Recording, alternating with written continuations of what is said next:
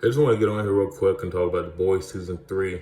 The Boys, a show that from its beginning has been I think one of the most fresh and entertaining things in television in the last decade. This show was so unique. Like this show often gets compared to Daredevil and in the comic book realm, how great it is like for a comic book show. But I think it's an overall show. For a show that's an ensemble cast, I don't think you can get much better than this. All the characters are well written. They're never boring to watch. There's never a time when they're on a character that's different from the main one. They're like, oh, why don't they go back to the main characters? I enjoy all the characters. And this season, they expand on all the characters. Now, I know some people say in the finale, we're jumping through the finale. I know some people say, oh, some people acted out of character. I don't think anyone acted out of character. I don't think any of the deaths that happened or potential deaths were weird. The only things I really didn't agree with this season were A-Train and Maeve. I feel like they could have if they had killed A-Train and Maeve, I wouldn't have been mad. I feel like their arcs were complete. I don't know what they're going to do with these characters. Unless they plan to have, the only thing I can think is they really want to see A-Train and everyone else team up to take on Homelander. Cause when you really look at the fights, if Huey and Butcher, people who just took count, Temp V and Soldier were giving Homelander a hard time. Plus a fight with him and Maeve at the end where she was really getting into him. I know Homelander's not like Omni-Man, where he's bred for this. He's bred for the battle. He's bred for a fight. Homelander's is strong. But I feel like if enough suits got together, they could probably rock Homelander easily. Just wipe him off easily. And that's why I don't think he's the big bad. Because if you look at the way someone like Stan Edgar interacts with Homelander, that's really Stan Edgar really ain't fazed by Homelander. Not at all. He ain't fazed by him a bit. And that's why I'm thinking Stan Edgar, watch him. He's got some cards up his sleeve, man. And I think the Black Noir, I don't think Black Noir is dead, and I think he's gonna be one of those cards up his sleeve. Butcher.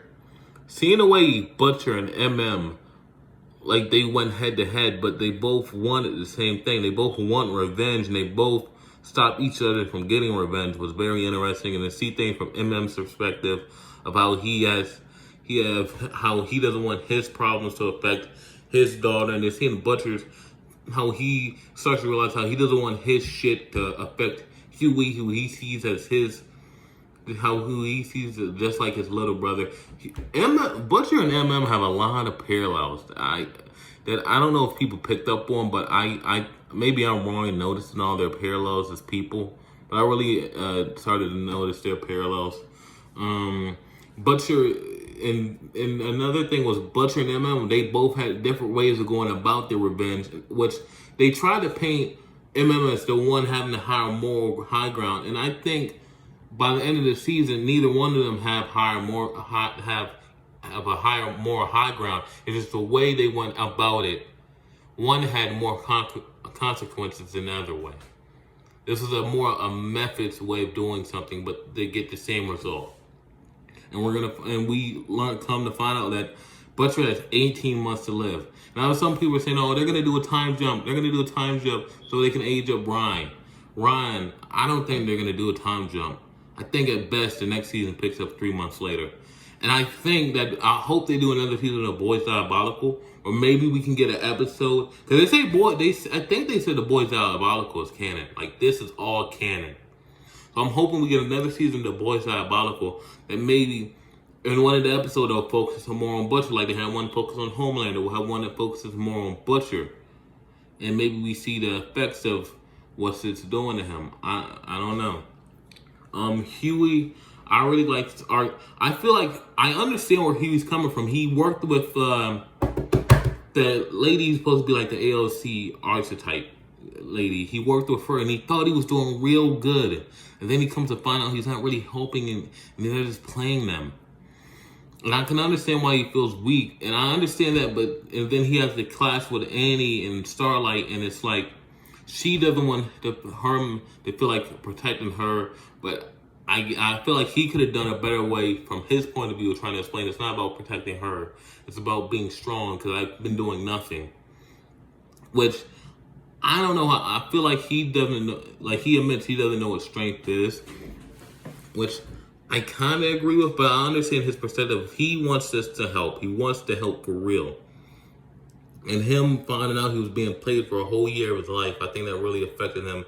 And I sympathize with him and Annie. I sympathize with both of them, and I understand both of their point of views on the issue. Homelander, Anthony Starr.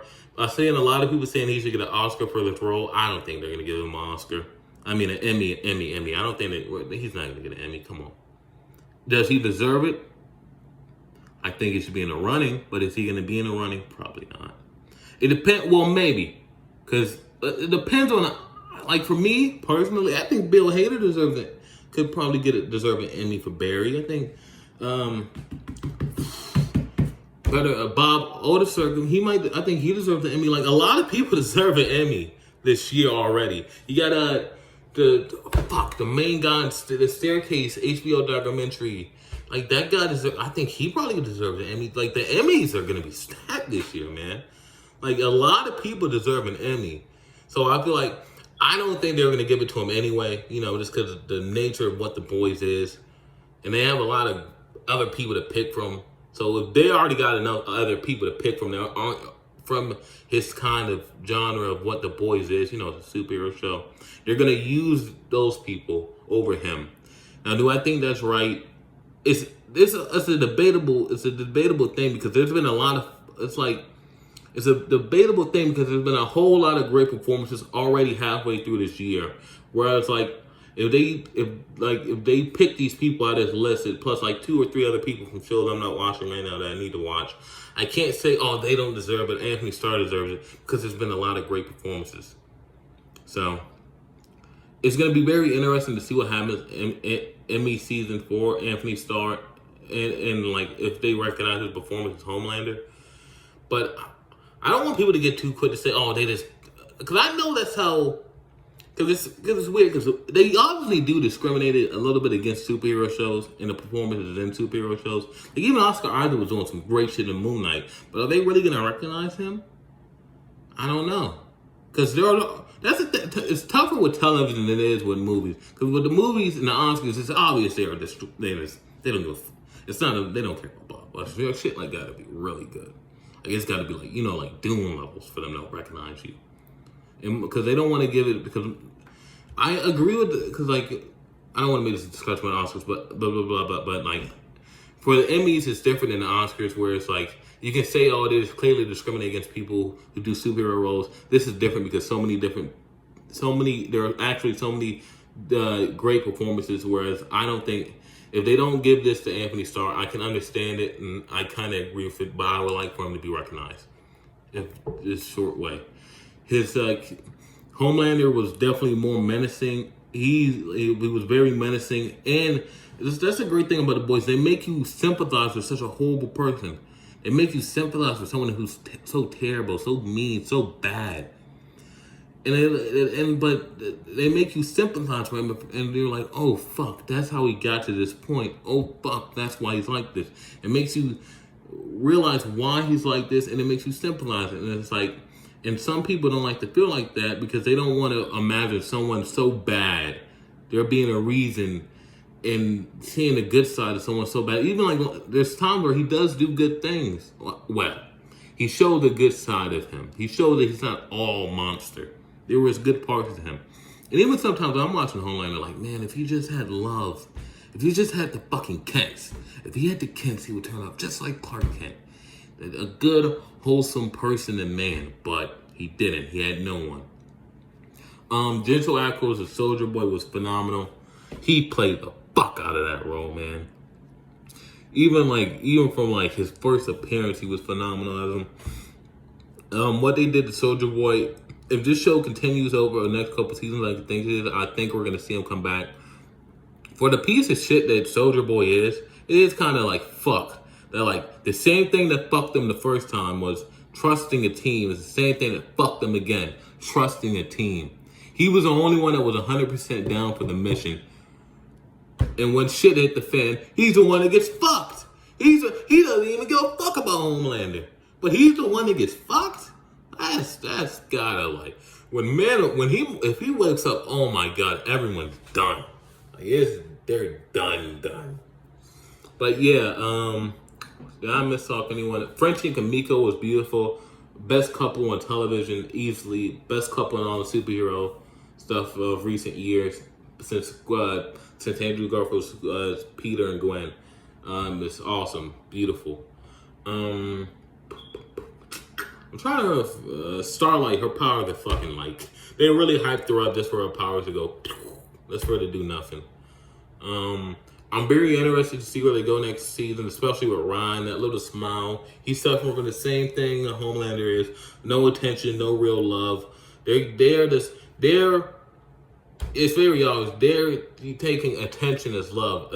They're taking the wrong attention as love when it's not. And some people are saying they might kill Homelander next season and make Ron the big bad. The only reason I don't think that's going to happen is because Butcher has 18 months to live. And in 18 months, this kid's not going to be ready to be the big bad like Homelander is. Because if Homelander's getting fucked up by one soup and 2 people on 10D, what the fuck you think they're going to do to Ron? They're going to get some people together and they're going to drop that boy so quick? Come on now. I don't think that's going to happen. But yeah, overall, The Boys Season 3's peak television. I know the finale had its little pacing issues at the beginning. That's the only complaint I have. Other than that, everything was great. The Hero Gasm episode, all that was great. The fight, everything was great. If I had to give it a score, probably give it a overall season 9 out of 10 because of the pacing issues in the finale. If it wasn't for those little pacing issues and weirdly directed, in the first 20 minutes being weirdly directed in the finale, it'd probably been a 10 out of 10. Looking very forward to season 4. I know they're starting to they're filming in August. I'm looking very forward to that. Yep. Peace.